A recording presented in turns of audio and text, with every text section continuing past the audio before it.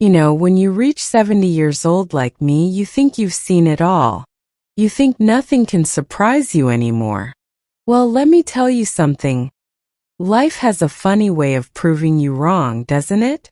My name is Margaret, but everyone calls me Maggie.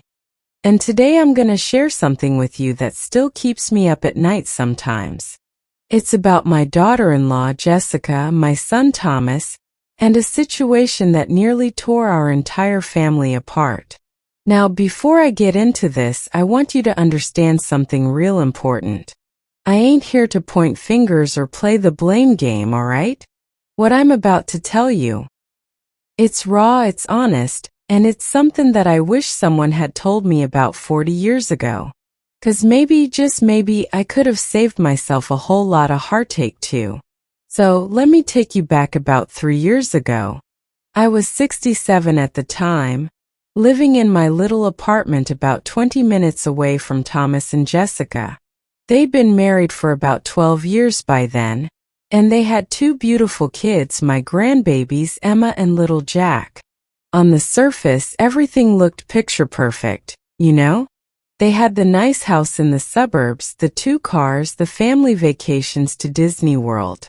Thomas had a good job as an engineer, Jessica worked part-time as a nurse. They seemed happy. But here's the thing about being a mother. You just know, don't you? You can feel it in your bones when something ain't right with your child. And for about 6 months before everything came crashing down, I could feel it. Every time I'd visit, there was this tension. Not the kind where they're fighting and throwing dishes, no. It was worse than that. It was the kind of tension that comes from 2 people who are living in the same house, but existing in completely different worlds. Jessica started acting different. Real different. Now, I'm not the type of mother-in-law who sticks her nose where it don't belong, okay? I've always tried to give them their space, let them figure out their own marriage. But when you're sitting at the dinner table and you watch your daughter-in-law check her phone for the 15th time in 10 minutes, and she's got this little smile on her face that she ain't sharing with her husband, well, that's when your grandmother instincts start tingling. Thomas, my boy, he was working himself to the bone. I mean, he was leaving the house at 6 in the morning and not getting home until 8, sometimes 9 at night. And I get it. He was providing for his family, trying to climb that corporate ladder, save up for the kids' college funds. But what he didn't see, what he was too exhausted to notice, was that his wife was slowly drifting away from him. She wasn't just drifting. She was sailing toward someone else. It all came to a head one Tuesday afternoon. I'd come over to watch the kids 'cause Jessica had called me, said she had to work an extra shift at the hospital. Thomas was out of town for a business conference. So there I was playing with Emma and Jack in the living room, when Jessica's phone, which she'd left on the kitchen counter, started buzzing like crazy. Now, I wasn't trying to snoop, I swear to you. But when a phone goes off that many times, and you're the only adult in the house, you kind of have to check if it's an emergency, right? I picked up that phone and my heart just sank. The messages were from someone named Mike from work. But these weren't work messages. Oh no. These were messages that made my stomach turn. Can't wait to see you later. Missing you already. You make me feel alive again. And the worst part? Jessica had been responding the same way. I sat down at that kitchen table and I just cried. I cried for my son who was working himself half to death trying to provide for a family that was crumbling. I cried for my grandbabies who had no idea what was coming. And you know what? I even cried for Jessica, 'cause I could see what she was doing to herself even if she couldn't. Now here's where I gotta tell you something important, and I need you to really hear me on this. What Jessica was doing, it was wrong. It was selfish. It was a betrayal of every vow she'd made to my son. But, and this is a big but, it didn't happen in a vacuum, did it? See, that's what nobody wants to talk about. Nobody wants to admit that sometimes relationships die slowly, one neglected moment at a time. I've lived long enough to understand that people don't just wake up one morning and decide, "Hey, I think I'll destroy my family today." No, it's never that simple. It's 1,000 tiny choices, 1,000 moments where you choose yourself over your partner, where you choose comfort over communication, where you choose to ignore that voice in your head saying, "Something ain't right here." When Jessica came home that evening, I was waiting for her. I'd put the kids to bed early, and I'd made us both a cup of tea. She walked in the door, and the second she saw my face, she knew. She just knew. Her whole body went rigid, and all the color drained from her face. "Sit down, Jessica," I said, keeping my voice calm and steady, even though inside I was shaking like a leaf. "We need to talk." She sat down across from me, and for a long moment we just looked at each other. Then she said real quiet, "You saw the messages, didn't you?" "I did," I told her. "And now you're gonna tell me everything, and I mean everything, 'cause we're gonna figure out how to handle this before it destroys my son and those babies upstairs." And you know what? She broke down. This woman who'd been holding it together, playing the perfect wife and mother, just completely fell apart. And through her tears she told me everything. Turns out Mike was a doctor at the hospital where she worked. They'd started talking during lunch breaks about 6 months ago, right around the time I'd noticed things changing. First it was innocent enough. Shop talk, complaints about the hospital administration, that kind of thing. But then Mike started asking about her personal life. He'd listen when she talked about feeling lonely, about feeling like Thomas didn't see her anymore. He'd compliment her, make her laugh, pay attention to her in ways that Thomas hadn't in years. "He makes me feel special, Maggie," she said, wiping her eyes. "He makes me feel like I matter, like I'm not just a maid and a babysitter and a ghost in my own home." Now I ain't gonna lie to you, part of me wanted to slap her right then and there. But the other part of me, the part that's lived through my own struggles, my own marriage that almost didn't make it, that part understood exactly what she was saying. "So you haven't?" I couldn't even finish the sentence. "No," she said quickly. "We haven't done anything physical. But Maggie, I think about him all the time. I look forward to going to work just so I can see him. I've been lying to Thomas about working extra shifts so I can grab coffee with Mike. Is that cheating?" And right there, that's the question, ain't it? See, most people think cheating is just about the physical stuff. But let me tell you something I've learned in my 70 years on this earth. The emotional stuff? That cuts deeper. That's the kind of betrayal that leaves scars you can't see but never really heal from. "Yes, baby," I told her gently. "Yes, that's cheating. That's called an emotional affair. And in some ways, it's worse than a physical one. 'Cause you're giving him pieces of yourself that should belong to your husband. You're sharing your heart, your thoughts, your feelings with another man. You're building a connection with someone else while your marriage is dying from neglect." She started crying harder then, and I moved around the table to hold her. 'Cause despite everything, despite my anger and disappointment, she was still my daughter-in-law. She was still family. And family don't give up on each other, not when things get hard.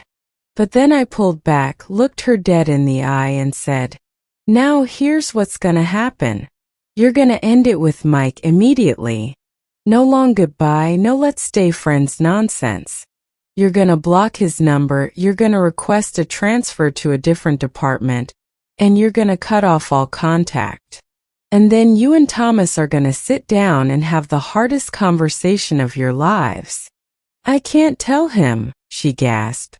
"It'll destroy him. It'll destroy us." Jessica, listen to me, I said, my voice firm now. Your marriage is already being destroyed. It's been dying for months, maybe years. The only question is whether you're gonna let it die slowly in secret while you sneak around with another man, or whether you're gonna fight to save it. And fighting means being honest, especially when it hurts. She was shaking her head, terrified, but I kept going. You think Thomas doesn't know something's wrong? You think he can't feel the distance between you? Men ain't as clueless as we sometimes think, sweetheart. He knows you're not happy. He probably blames himself. And every day that you don't tell him the truth, you're making it worse. You're digging the hole deeper. But what if he leaves me? She whispered. What if he can't forgive me? Then that's his choice to make, I told her. And it's a choice you took away from him the moment you started sharing your heart with another man. See, that's the thing about betrayal. It ain't just about what you did. It's about all the choices you made for him without his knowledge. Every time you texted Mike instead of talking to Thomas, you made a choice for your marriage. Every time you shared something with Mike that you should have shared with your husband, you chose Mike over your family. I let that sink in for a moment, then continued. But here's the other side of it, the part that's gonna be hard for you to hear. Thomas ain't blameless in this either. Her eyes widened at that. Now don't get me wrong, I said quickly. Thomas didn't make you have an emotional affair. That was your choice, your responsibility. But marriages are like gardens, baby. If you don't water them, don't tend to them, don't pull out the weeds regularly, they die. And from what I've seen, both of you stopped tending to your garden a long time ago. I thought back to all those dinners I'd witnessed, all those moments where Thomas and Jessica were in the same room but miles apart. Thomas always on his laptop or his phone, always talking about work, always too tired to really engage. And Jessica, retreating into herself, building walls instead of bridges, seeking connection anywhere but with her own husband. When's the last time Thomas asked you about your day and actually listened to the answer? I asked her. When's the last time he took you on a date, just the two of you? When's the last time he told you that you're beautiful, that he appreciates everything you do? She thought about it for a long moment, then said quietly, I can't remember. And when's the last time you told him you felt lonely? When's the last time you sat him down and said, hey, we need to reconnect, we're drifting apart?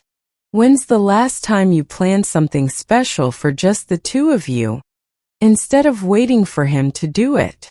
More silence. Then, I guess I didn't do that either. Exactly, I said. See, that's the trap that so many couples fall into. They stop communicating. They stop being vulnerable with each other. They start keeping score. Well, he didn't do this, so why should I do that? And before you know it, you're roommates who happen to have kids together, not partners, not lovers, not friends. I poured us both some more tea, my old hand shaking slightly. This conversation was taking a lot out of me, bringing up memories of my own struggles I'd buried long ago. Let me tell you a story, I said, settling back into my chair. About 35 years ago, I almost left your father-in-law. Her eyes went wide. What? But you two were together until he passed. You always seemed so happy. We were, I nodded. Eventually. But there was a time when I was so lonely, so frustrated, so angry, that I had my bags packed and ready to go. See, my Henry, he was a good man. Hardworking, faithful, a good provider. But Lord, that man could be emotionally unavailable. He didn't talk about feelings, didn't understand why I needed more than just a roof over my head and food on the table. He thought showing up and paying the bills was enough. What happened? Jessica asked, leaning forward. I met someone, I admitted, and I saw the shock on her face. Not physically, nothing like that. But there was this man at the community center where I volunteered.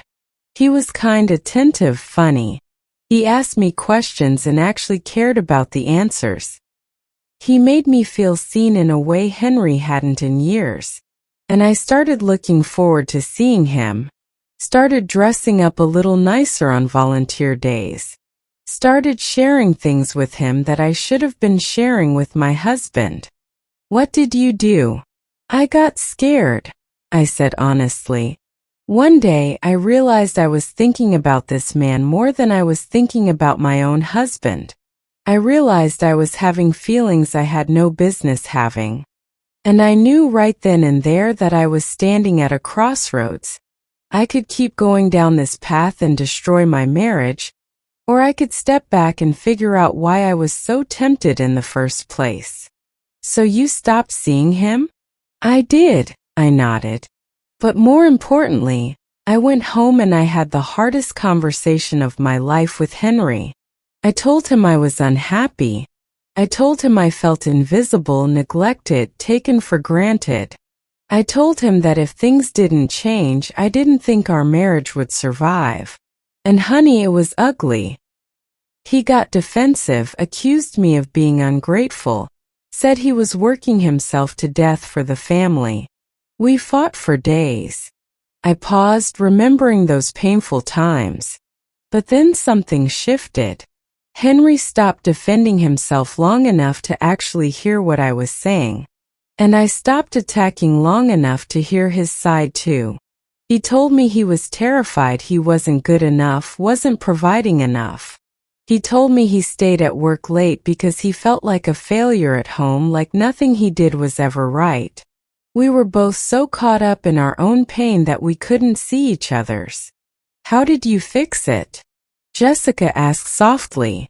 Slowly, I said. Very slowly. We went to counseling, even though Henry hated the idea at first. We started having weekly check-ins where we'd talk about what was working and what wasn't.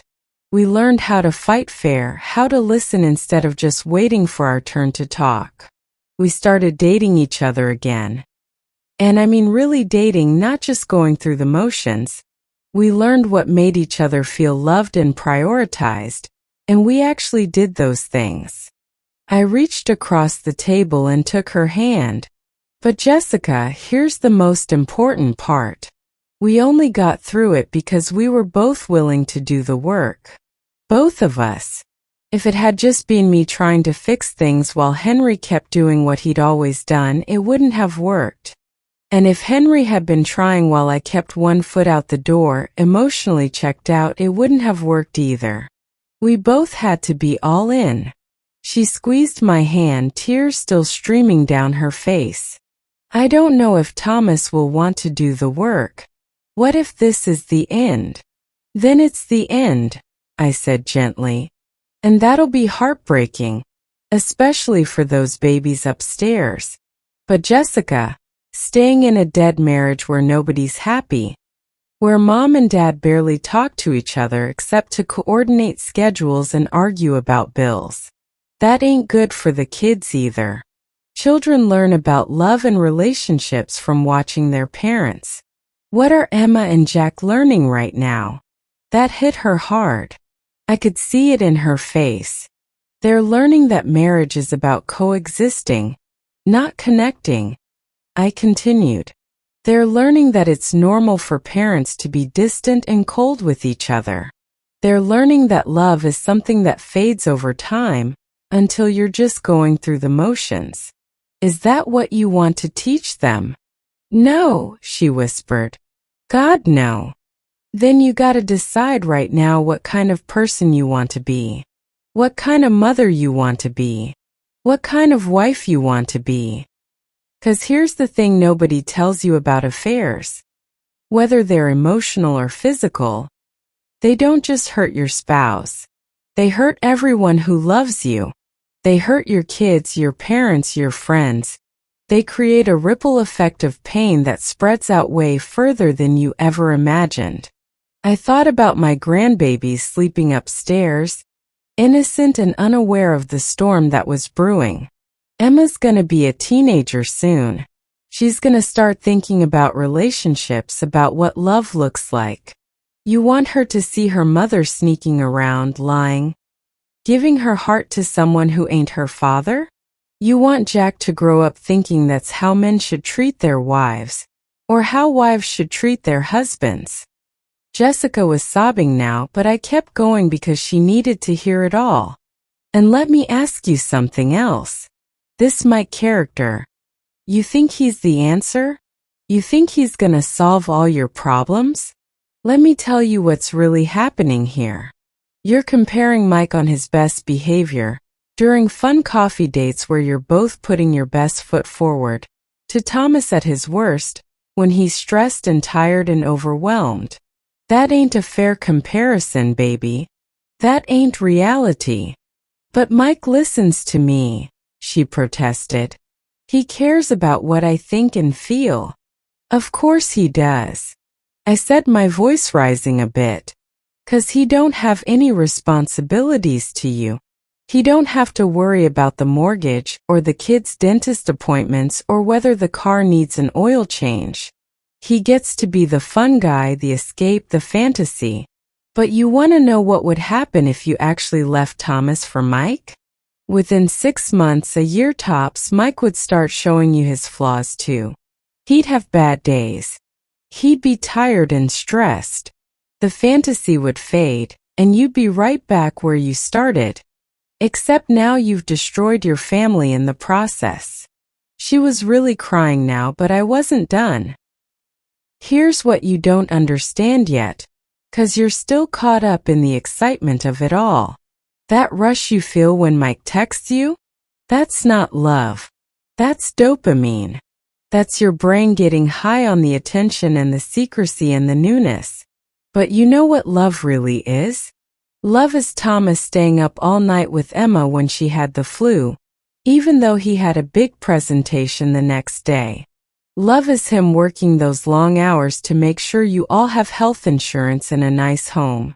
Love is 12 years of showing up, even when it's hard, even when it's boring, even when the spark ain't there. I softened my voice then. But Jessica, honey, I also know that love ain't supposed to feel this empty. You shouldn't feel invisible in your own marriage. You shouldn't feel like you and Thomas are just business partners managing a household. That ain't what marriage is supposed to be either. So what do I do? She asked, her voice breaking. How do I fix this? First, I said firmly, you end it with Mike. Tonight. Right now. You text him and you say, "This was wrong, it's over, please don't contact me again." And then you block him. No discussion, no meeting up one last time to talk about it. No closure conversation. Just done. Can you do that?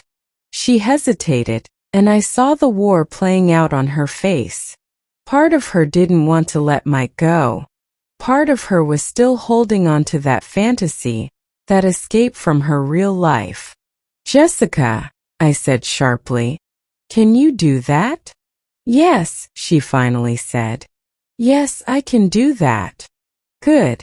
Then you're gonna do it right now with me sitting here watching. She pulled out her phone with shaking hands and typed out a message. I watched as she sent it, then blocked Mike's number.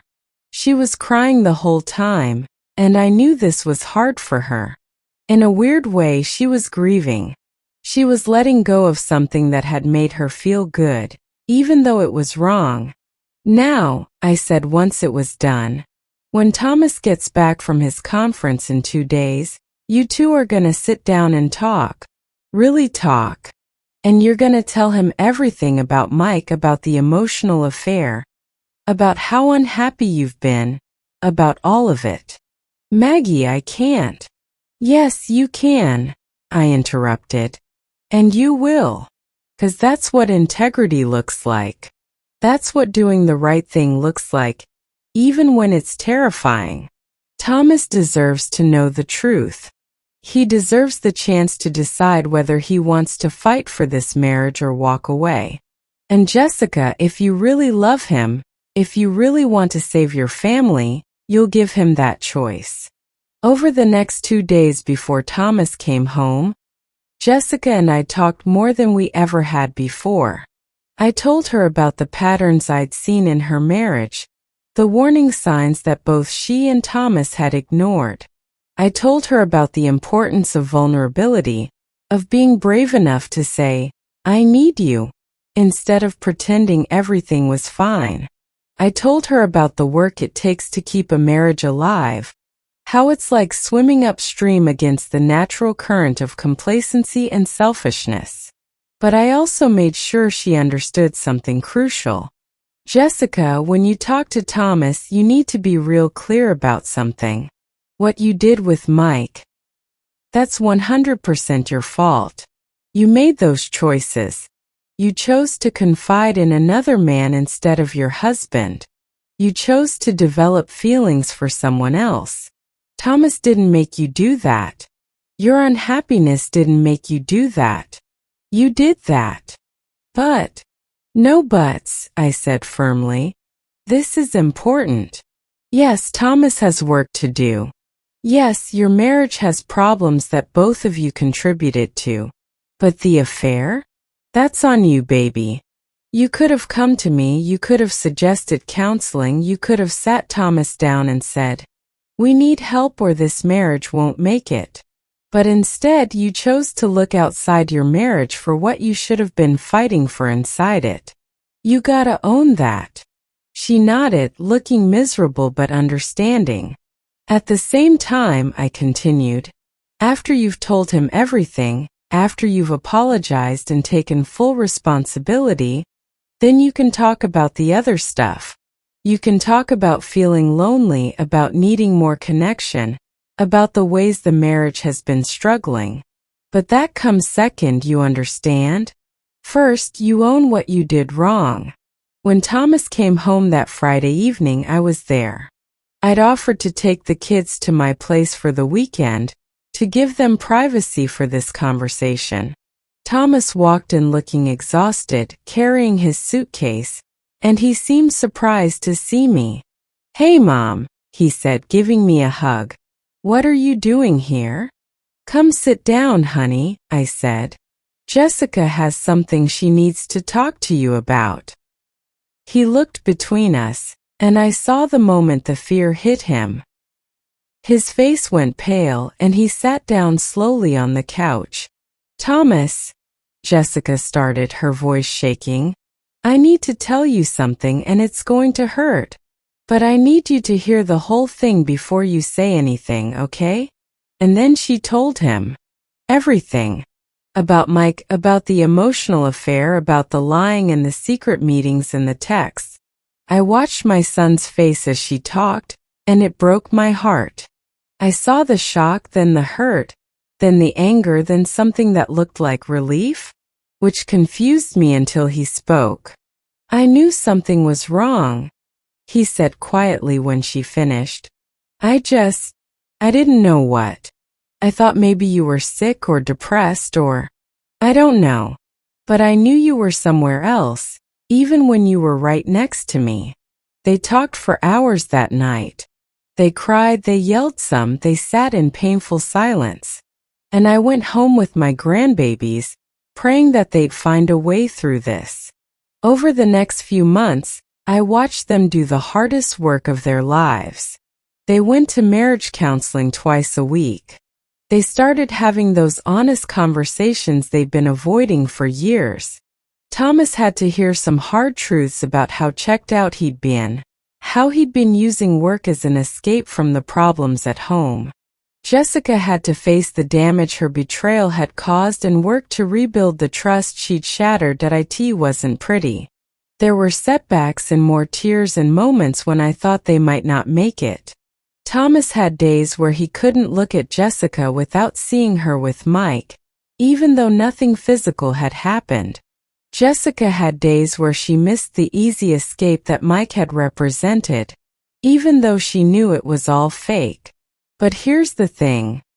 They both decided to fight. They both decided their marriage, their family, was worth the effort. They both decided to be vulnerable, to be honest, to do the scary work of really seeing each other again. Thomas started coming home earlier. He started putting his phone away during dinner. He started asking Jessica about her day, and actually listening to the answers. He started taking her on dates again, just the two of them. He started showing up not just as a provider but as a partner, a friend, a lover. And Jessica? She did the hardest thing of all. She stayed present even when it was uncomfortable. She didn't run from the guilt and shame. She didn't make excuses. She showed Thomas through her actions day after day that she was choosing him, choosing their family, choosing to do better. They learned how to fight fair, how to express their needs without attacking each other. They learned that they could have different needs. Thomas needed respect and physical affection. Jessica needed emotional connection and quality time. And that was okay. They didn't have to be the same to make it work. They just had to care enough about each other to meet those needs. Now, 3 years later, I can tell you they're not perfect. They still have hard days. They still sometimes slip back into old patterns. But you know what? They catch it faster now. They know the warning signs. They know that when they start feeling disconnected, that's when they need to lean in, not pull away. That's when they need to talk, not retreat into silence. And more importantly, they know that their marriage is something they have to tend to every single day. It's not something that just exists on its own. It's a living thing that needs attention and care and intentionality. They know that good relationships don't just happen, they're built deliberately, one choice at a time. So why am I telling you all this? Why am I, a 70-year-old grandmother, sitting here sharing one of the most painful chapters of my family's story? Because I know there are people watching this who are exactly where Jessica was 3 years ago. Maybe you've got someone who makes you feel special, who gives you attention your partner doesn't.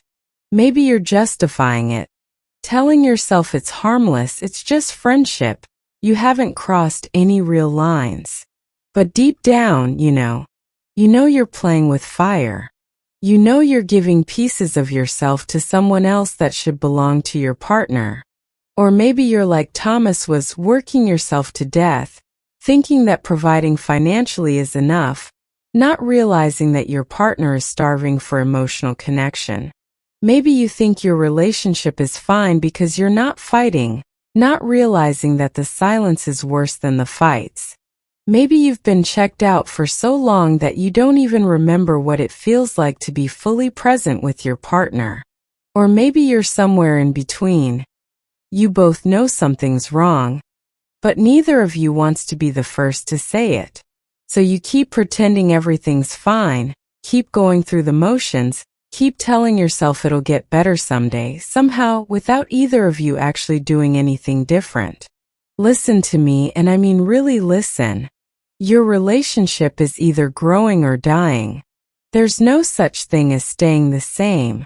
If you're not actively working to strengthen your connection, you're weakening it. If you're not intentionally choosing each other, day after day you're choosing to drift apart. And here's what I've learned in my 70 years of affairs. Whether emotional or physical, they don't happen because someone's a bad person. They happen because people are human and humans have needs. We need to feel seen, heard, valued, desired. We need connection. We need intimacy. And when we're not getting those things in our primary relationship, we become vulnerable to getting them somewhere else. But here's the thing nobody tells you. That somewhere else is always a fantasy. It's never real. Because real love, real commitment, it's not about those butterflies and that exciting rush. That fades for everyone every single time. Real love is choosing each other when it's hard. It's showing up when you're tired. It's having the difficult conversations instead of running away. It's being vulnerable enough to say, I'm unhappy and I need things to change, instead of looking for an escape. Now, I know some of you are thinking, but Maggie, what if I've tried? What if I've begged my partner to connect with me and they won't? What if I've suggested counseling and they refused? What if I'm putting in all the effort and getting nothing back? And to that I say this: you can't change another person. You can only change yourself. You can control your actions, your choices, your integrity. But you can't force your partner to do the work if they don't want to. And if you've genuinely tried everything, if you've been honest, if you've suggested professional help, if you've clearly communicated your needs and they're being ignored or dismissed, then maybe it's time to ask yourself if this relationship is salvageable. But, and this is crucial, making the decision to end a relationship is very different from having an affair. If you've genuinely tried everything and your partner won't meet you halfway, then you end the relationship first. You do it honestly, openly, with integrity. You don't sneak around. You don't start something new while still in the old relationship. You respect yourself, your partner, and your family enough to end things properly before moving on. 'Cause here's what affairs really do. They take away choices.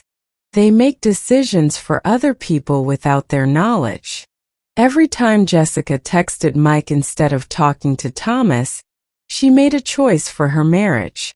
Every time she shared something with Mike that she should have shared with Thomas, she chose Mike over her family.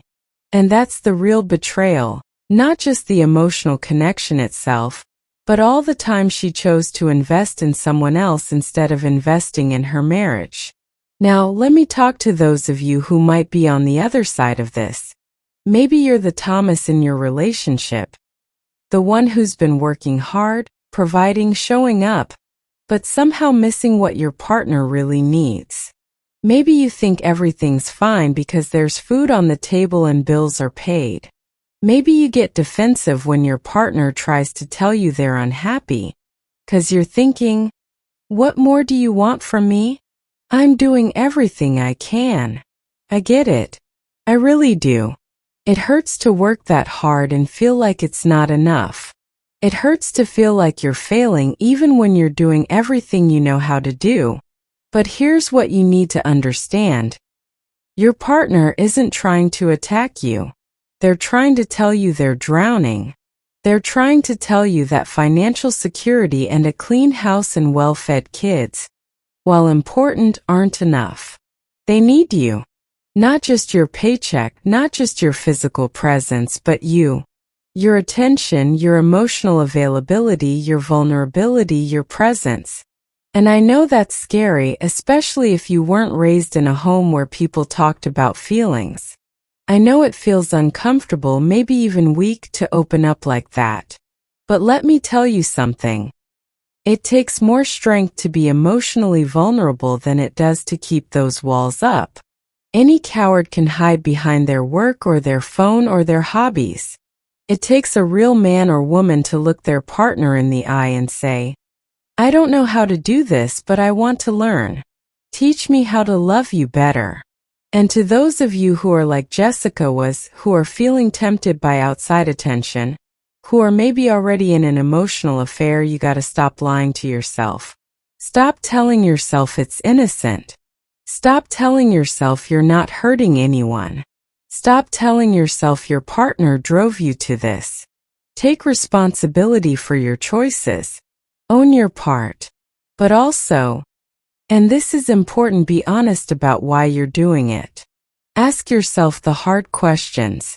Why does this other person's attention feel so good? What are you missing in your primary relationship? What needs aren't being met? And most importantly, have you actually told your partner about those needs? Or are you expecting them to read your mind? See, that's another trap couples fall into. We expect our partners to just know what we need. We think, if they really loved me, they'd know I need more affection. Or they should know I need more space. Or they ought to realize I need them to ask about my day. But nobody's a mind reader, y'all. You gotta use your words. You gotta be brave enough to say, this is what I need to feel loved and valued in this relationship. And when your partner tells you what they need, you gotta listen. Really listen. Not just wait for your turn to talk. Not plan your defense. Not minimize their feelings. Just listen and take it seriously. 'Cause here's the truth, your partner is giving you a roadmap for how to keep them. They're telling you exactly what they need. If you ignore that, if you dismiss it, if you tell them they're being too sensitive or too needy or making a big deal out of nothing, you're pushing them away. You're telling them their feelings don't matter to you. Now, I want to talk about something else that nobody seems to want to address, especially as we get older.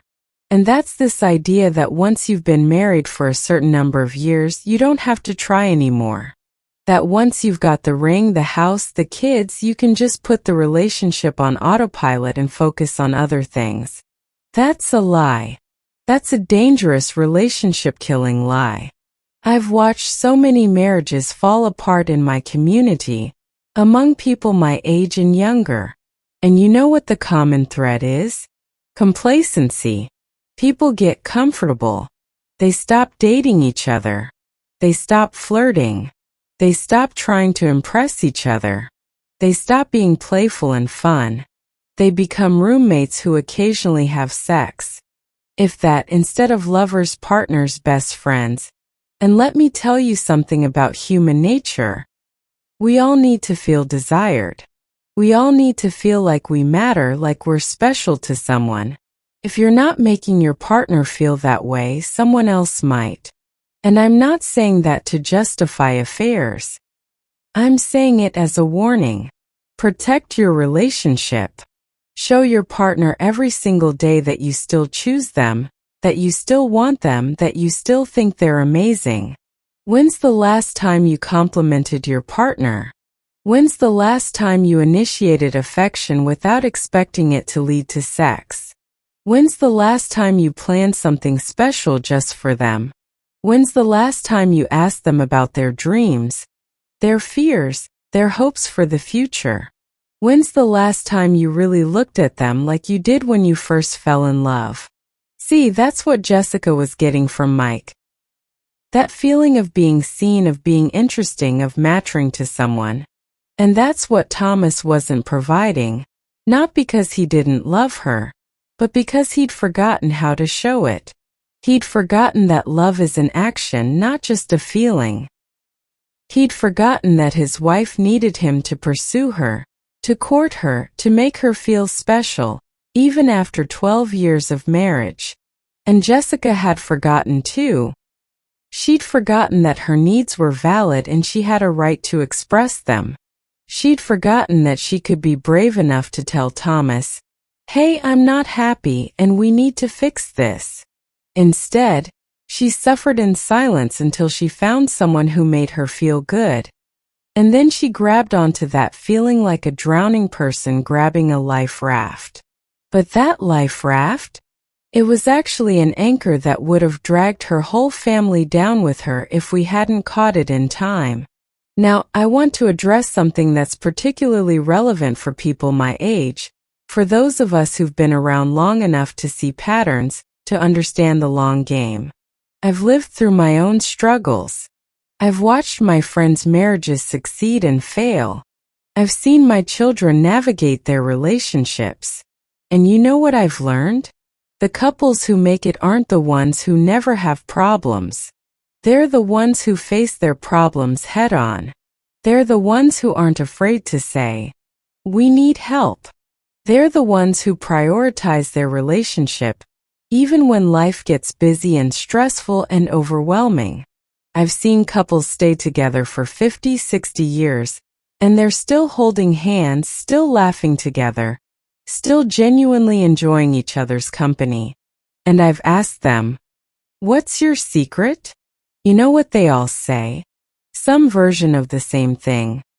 "We decided early on that divorce wasn't an option, so we had to figure out how to make it work. We had to learn how to fight fair, how to forgive, how to keep choosing each other." But I've also seen couples stay together out of obligation, out of fear, out of what other people might think. And let me tell you, there's a difference. Those couples, they're miserable. They're living separate lives under the same roof. They're modeling for their children and grandchildren that marriage is about endurance, not enjoyment.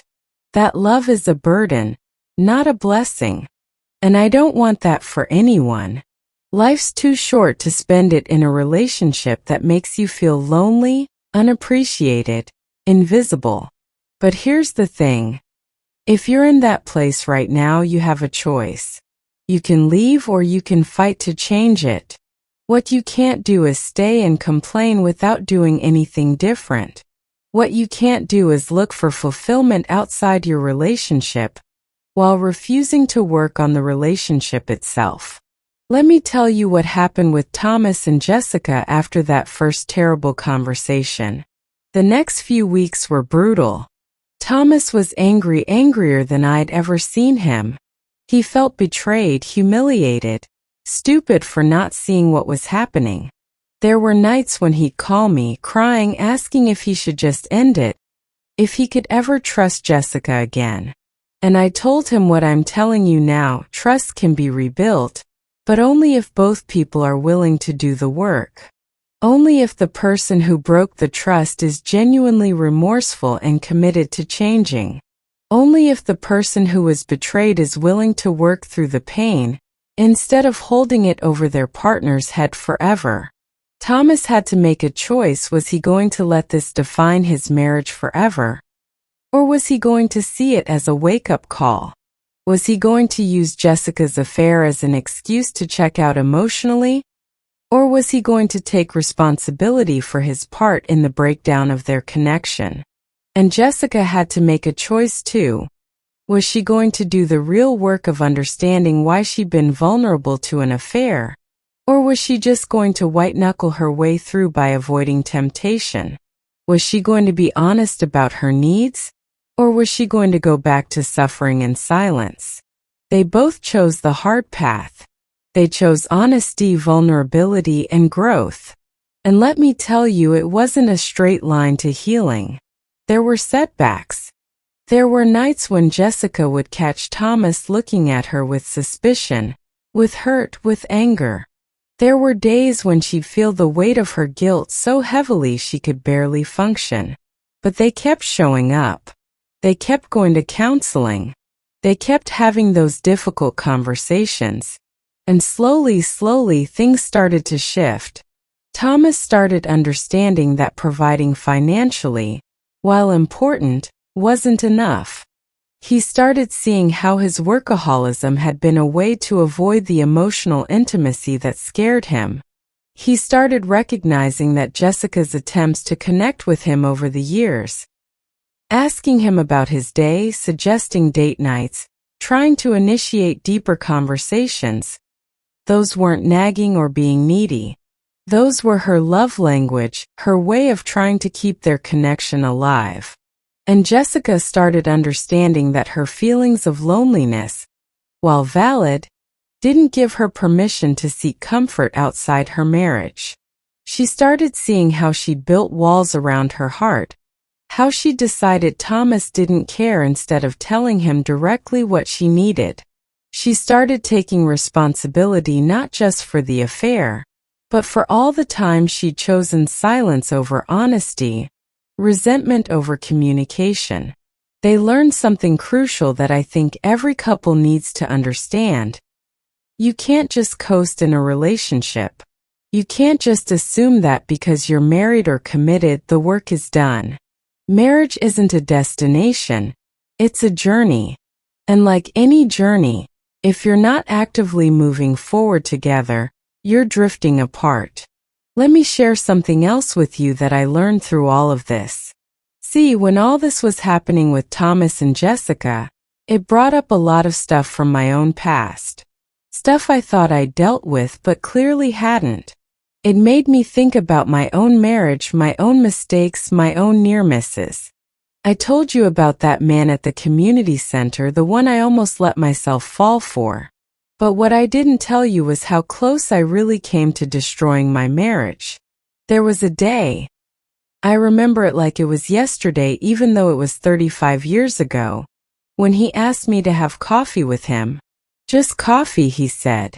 Just two friends talking. And I almost said yes. I almost crossed that line. I almost took that first step down a path that would have changed everything. But something stopped me. Maybe it was thinking about my kids, about what it would do to them.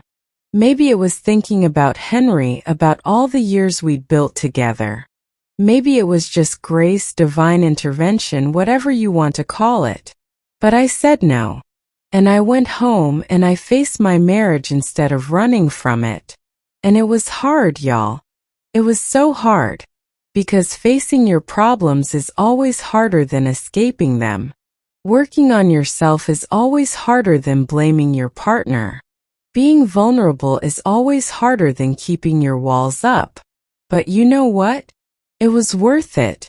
Every difficult conversation, every uncomfortable counseling session, every moment of raw honesty, it was worth it. Because Henry and I built something real, something solid, something that lasted until the day he died. We built a partnership based on honesty and vulnerability and mutual respect.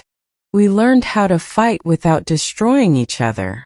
We learned how to apologize, how to forgive, how to start over as many times as it took.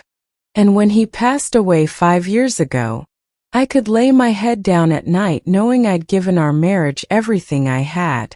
Knowing I'd been honest with him. Knowing we'd built something beautiful together. Even though it was messy and imperfect and required constant work. That's what I want for Thomas and Jessica. That's what I want for all of you watching this. I want you to have relationships that are built on truth, not secrets. On connection, not convenience.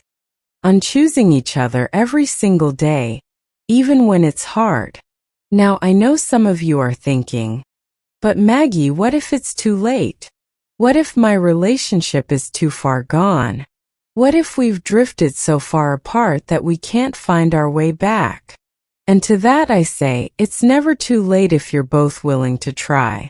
But you both have to be willing. You can't drag someone into healing. You can't force someone to do the work if they don't want to. And sometimes, as painful as it is, the kindest thing you can do is let go. But before you give up, before you decide it's over, I want you to ask yourself some questions. Have you really tried? Have you been completely honest about your needs, your fears, your feelings? Have you suggested professional help? Have you given your partner a real chance to change? Or have you kept one foot out the door the whole time? Have you been willing to look at your own contributions to the problems? Or have you been focused solely on what your partner's doing wrong? Have you been willing to be vulnerable, to admit your own mistakes, to say, I'm sorry, and mean it? Because here's what I've learned, relationships rarely fail because of one person. They fail because of patterns that both people participate in, even if they participate differently. Maybe one person withdraws and the other person criticizes. Maybe one person seeks connection and the other person pulls away. Maybe one person avoids conflict and the other person creates it. But it's a dance and you're both dancing. If you want to change the dance, you have to be willing to change your steps first. You can't wait for your partner to go first. You can't say, I'll work on myself once they work on themselves. That's a recipe for staying stuck forever. You gotta be brave enough to say, I'm going to show up differently regardless of what my partner does. I'm going to be the person I want to be, the kind of partner I'd want to have, whether my partner meets me there or not. And sometimes when you change your steps, your partner will change theirs too. But sometimes they won't. And then you'll have to decide if you can live with that or not. With Thomas and Jessica, they both chose to change their steps. Thomas started coming home at a reasonable hour. He started asking Jessica about her day and actually listening. He started planning date nights, leaving little notes for her, showing her through his actions that she mattered to him. He started going to his own therapy to work on why emotional vulnerability was so hard for him, why he'd use work as an escape. And Jessica showed up differently too. She started being direct about her needs instead of hoping Thomas would magically figure them out. She started appreciating the things he did do instead of focusing solely on what he didn't. She started taking responsibility for her own happiness, instead of expecting Thomas to be her everything. She worked through her guilt and shame in therapy, figured out why she'd been so vulnerable to outside attention. And you know what happened? Slowly, the trust started to rebuild. Not all at once. Trust is like a vase that's been shattered. You can glue it back together, but you'll always see the cracks. But a repaired vase can still hold water. A repaired marriage can still hold love. Today, 3 years later, Thomas and Jessica will tell you their marriage is stronger than it ever was before. Not because the affair was a good thing. It wasn't. But because they used it as a catalyst for change. They used it to finally address problems they've been ignoring for years. They used it to build the kind of relationship they should have had all along. Do they still have hard days? Absolutely. Does Thomas still occasionally struggle with intrusive thoughts about Mike? Yes. Does Jessica still sometimes feel guilty about what she did? Of course. But they've learned how to work through those moments together. They've learned that healing isn't linear, that there will be setbacks, and that's okay. They've also learned something beautiful, that you can recover from almost anything if both people are committed to the process. That mistakes don't have to define you, that your past doesn't have to dictate your future. And watching them rebuild their marriage, watching them choose each other day after day, even when it was hard, it's been one of the greatest privileges of my life. It's reminded me that people are capable of real change, real growth, real transformation. So let me wrap this up by saying this. If you're in a relationship right now and something feels off, don't ignore it. Don't push it down. Don't wait until there's a crisis to address it. Be brave enough to have the difficult conversation now. Be honest enough to say, something's not right and we need to fix it. If you're tempted by someone outside your relationship, stop lying to yourself about it. Stop telling yourself it's innocent. Either end the outside connection immediately and recommit to your partner, or be honest enough to end your relationship before you start a new one. Don't be the person who destroys their family because they were too scared to face their problems. If your partner is trying to tell you they're unhappy, don't get defensive. Don't minimize their feelings. Don't tell them they're overreacting or being too sensitive. Listen to them. Really hear what they're saying. They're giving you a chance to save your relationship. Take it. And if you're the one who's been betrayed, who's been cheated on, whether emotionally or physically, I'm so sorry.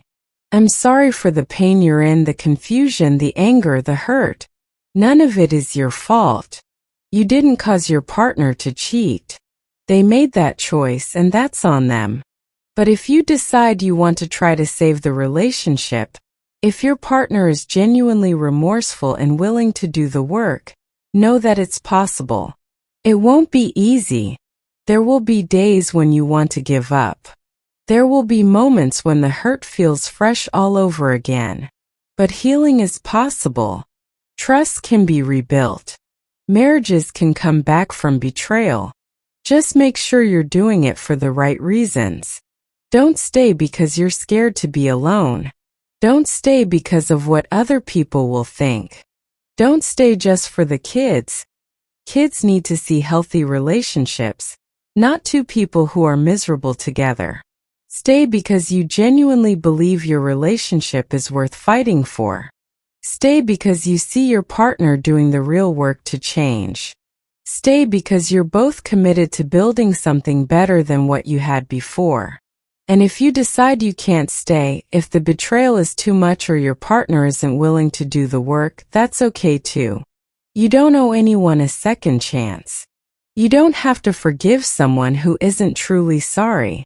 You have the right to walk away and build a new life.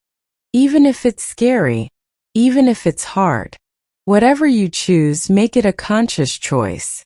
Don't just drift along hoping things will magically get better. Don't settle for a mediocre relationship when you could have something so much better.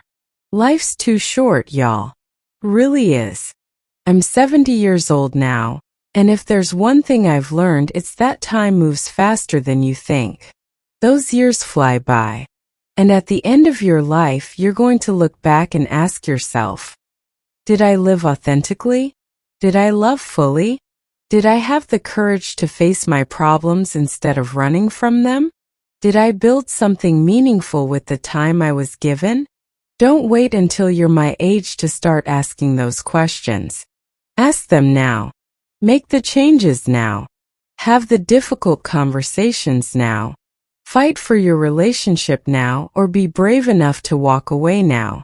But whatever you do, do it intentionally. Do it with integrity. Do it in a way that you can be proud of when you look back. And to my Thomas and Jessica, if you're watching this, I'm so proud of you both. I'm proud of the work you've done, the courage you've shown, the commitment you've made to each other and to your family.